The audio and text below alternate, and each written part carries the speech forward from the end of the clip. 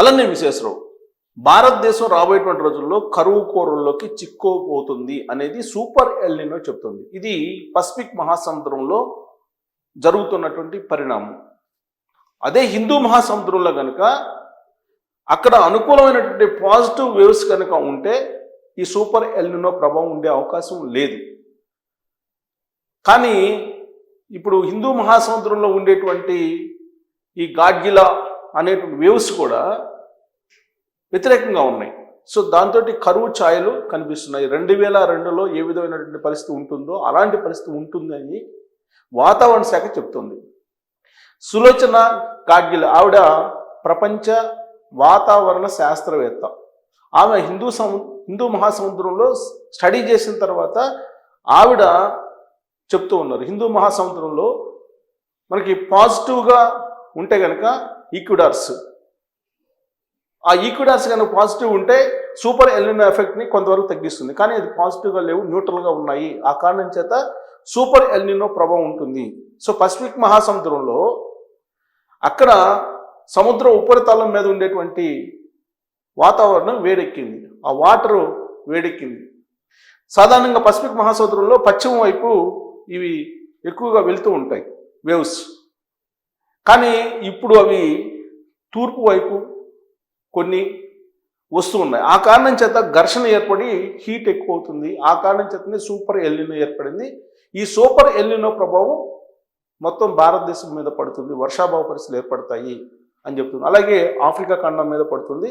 అమెరికాలో ఉండేటువంటి కొన్ని దక్షిణ అమెరికా ప్రాంతంలో మాత్రం వర్షాలు కురిసేటువంటి అవకాశం ఉందని చెప్పి ప్రపంచ వాతావరణ సంస్థ చెప్తూ ఉంది. అయితే ఎక్కడెక్కడ డ్రౌట్ ఉండేటువంటి అవకాశం ఉంది, ఎక్కడెక్కడ మన భారతదేశంలో ఏ రాష్ట్రంలో ఎలా ఉండేటువంటి పరిస్థితి ఉంది అనేది వాతావరణ శాఖ ఒక మ్యాప్ని విడుదల చేసింది. ఆ మ్యాప్ని నేను మీకు చూపిస్తాను. ఇక్కడ చూడండి, ఇది ఎల్నినో ఎఫెక్ట్ 2026 ఎక్కడెక్కడ ఎలాంటి ప్రభావం ఉంటుంది అని అంటే ఇండియాస్ డ్రౌట్ అలర్ట్ ఇది అలర్ట్ చేసింది. ఎందుకు? అత్యవసర సమావేశాన్ని నిర్వహించారు. కేంద్ర వ్యవసాయ శాఖ మంత్రి శివరాజ్ చౌహాన్ గారు నిర్వహించి దాదాపు 14 రాష్ట్రాలకి స్పెసిఫిక్ ఆర్డర్స్ పాస్ చేశారు. రాబోయేటువంటి కరువుని ఫేస్ చేయాలని అంటే మీరు ప్రత్యామ్నాయ చర్యలు తీసుకోవాలి, ఆ మేరకు ప్రజల్లో అవగాహన కల్పించాలనేటువంటి ఆదేశాలను ఆయా రాష్ట్రాల ముఖ్యమంత్రులకు, ఆ రాష్ట్రాలకి ఆదేశాలు జారీ చేశారు.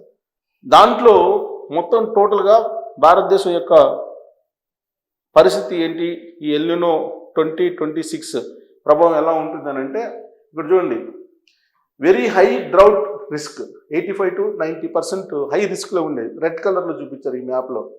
అలాగే high drought risk 60 to 70%, moderate అంటే 50-50 కొంచెం పర్లేదు అనేది ఎల్లో కలర్లో చూపించారు. ఇక్కడ మ్యాప్లో చూడండి, రెడ్ కలర్లో చూడండి, పంజాబ్, హర్యానా, రాజస్థాన్, మధ్యప్రదేశ్ ఇవి పూర్తి డ్రౌట్లో ఉంటాయి, కరువుల్లో చిక్కుకుపోతాయని చెప్పి వాతావరణ శాఖ అంచనా వేస్తుంది. భారత వాతావరణ శాఖ అంచనా వేసి ఈ మ్యాప్ని రిలీజ్ చేసింది. ఇక high drought risk 60 to 70% drought ఉండేది గుజరాత్, మహారాష్ట్ర, తెలంగాణ, కర్ణాటక ఇవి హై డ్రౌట్ రిస్క్లో ఉండేటువంటి రాష్ట్రాలు.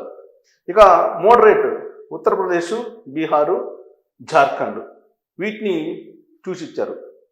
సో మిగతా వాటికి వర్షాలు సుమారుగా పడే అవకాశం ఉంది, సగటు వర్షపాతం కంటే తక్కువ పడుతుంది, బట్ వర్షపాతం ఉండేటువంటి అవకాశం ఉంది. బట్ ఈ రాష్ట్రాల్లో మాత్రం వర్షం హై డ్రౌట్ అంటే డ్రౌట్ ఎక్కువగా ఉండేది, అత్యంత ఎక్కువగా ఉండేది ఇవి అత్యంత ఎక్కువగా ఉండే రాష్ట్రాలు హర్యానా, పంజాబ్, రాజస్థాన్, మధ్యప్రదేశ్. ఎక్కువగా ఉండే డ్రౌట్ ఎక్కువగా ఉండే అంటే కరువు ఎక్కువగా ఉండేది గుజరాత్, మహారాష్ట్ర, తెలంగాణ ఉన్నాయి, కర్ణాటక ఈ రాష్ట్రాలు ఉన్నాయి. మిగతా చోట్ల వర్షాలు పడేటువంటి అవకాశం ఉంది. ఇక్కడ ఆంధ్రప్రదేశ్ రాయలేదు, బట్ ఇక్కడ ఆంధ్రప్రదేశ్ కూడా ఉంది. ఎక్కువ కరువు ప్రాంతాలు ఇక్కడ, ఇది ఆంధ్రప్రదేశ్. ఇది బహుశా మ్యాప్ వాళ్ళు మిక్స్ అయినట్టున్నారు. ఆ మిక్స్ అయిన దాంట్లో ఇది ఏపీ మ్యాప్, ఇది బహుశా ఇది కూడా అయి ఉంటుంది. ఈ విడిపోయినట్టు ఆంధ్ర ఈ మొత్తం కలిపి ఏపీ మ్యాప్ అయి ఉంటుంది. సో ఏపీ కూడా హై రిస్క్ జాబితాలో ఉంది అని చెప్పి భావించడానికి అవకాశం ఉంది. సో ఇది వాతావరణ శాఖ హెచ్చరిస్తుంది. భారత వాతావరణ శాఖ హెచ్చరిస్తూ ఉంది.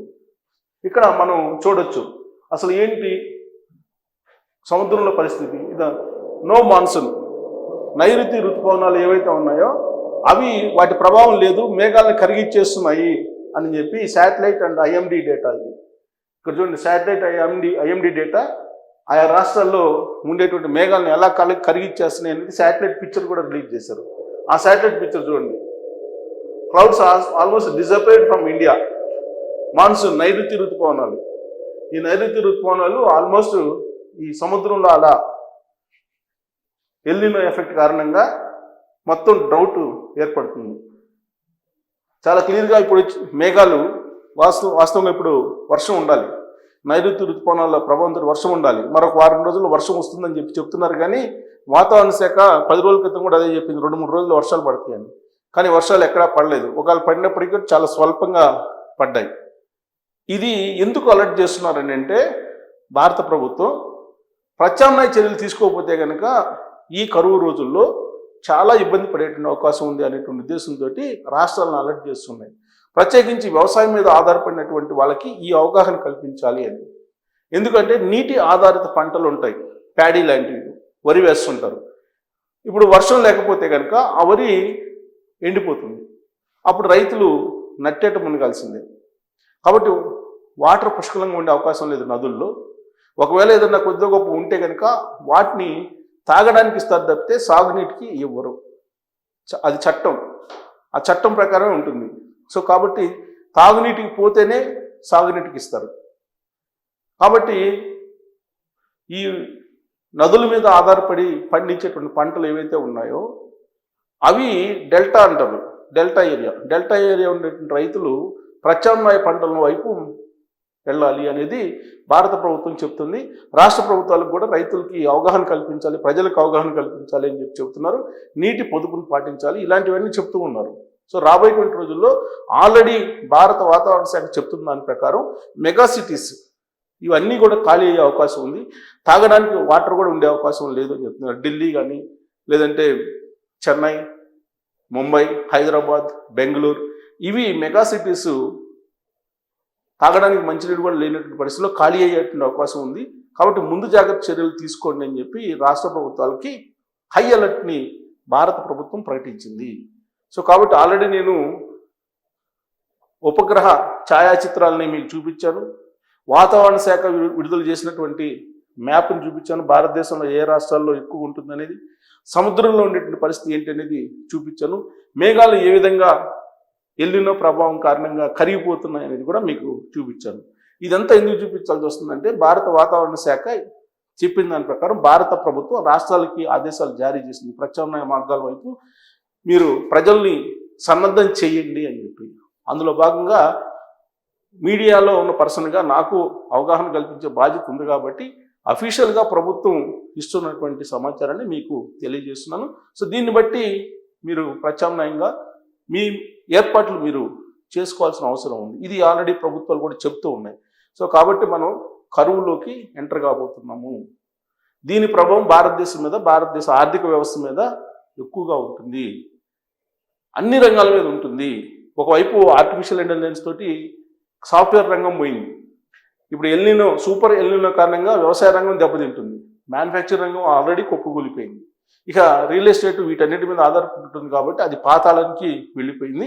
మీరు అన్ని ఎవరు చెప్పినా కానీ రియల్ ఎస్టేట్ బాగుందంటే మీరు నమ్మాల్సిన అవసరం లేదు ఇప్పుడున్నటువంటి పరిస్థితుల్లో. సో కాబట్టి రాబోయే రోజుల్లో మెగా సిటీస్ ఖాళీ కాబోతున్నాయి అని భారత వాతావరణ శాఖే చెప్తుంది. సో కాబట్టి దీని మీద మీరు కామెంట్ చేయొచ్చు. Thank you.